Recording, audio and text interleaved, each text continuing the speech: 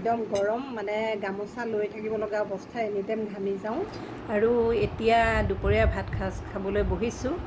আহকচোন, আজি বৃহস্পতিবাৰে মই কি বনালোঁ আপোনালোকক দেখুৱাওঁ। বৃহস্পতিবাৰে যিহেতু পিঁয়াজ নহৰু একো নাখাওঁ, গতিকে এয়া একেবাৰে চিম্পলকৈ বনাইছোঁ। এয়া জহা চাউলৰ ভাত, আৰু এইফালে এয়া তিয়ঁহ কাটি লৈছোঁ, এয়া আলু পিটিকা, এইফালে কেঁচা জলকীয়া ভেন্দি ভাজি, নেমু, ভাতকেৰেলা আলু ভাজি, আৰু এয়া মগু দাইল।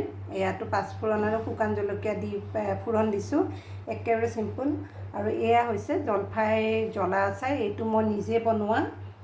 আৰু আজি এয়াই দুপৰীয়া ভাত সাজৰ, যিহেতু গৰমো, গতিকে এই ভাতখিনি খাই ভালো লাগিব। আৰু কেনেকুৱা লাগিছে আপোনালোকে জনাব। এয়া খাবলৈ বহিছোঁ, মই আৰু মৌ মোৰ সন্মুখত আছে। দুপৰীয়াৰ ভাত সদায় মই আৰু মৌয়ে খাব লাগে, যিহেতু সঞ্জীৱ ৰাতিপুৱাই কামত যায়, ৰাতিহে আহে, গতিকে দুপৰীয়া আমি দুজনীয়ে থাকোঁ। গৰমত এনেকৈ নিৰামিষ ভাত সাজ খাই ভালেই লাগে বাৰু। আপোনালোকে এনেধৰণে খাই ভাল পায় নে নাপায় কমেণ্ট কৰি জনাব। আৰু মোৰ ভিডিঅ' চাই কেনেকুৱা পালে সেইটোও জনাব। ভাল পালে লাইক শ্বেয়াৰ কৰিব, এনেধৰণে মৰম দি থাকিব। শেষলৈকে চালে বহুত বহুত ধন্যবাদ।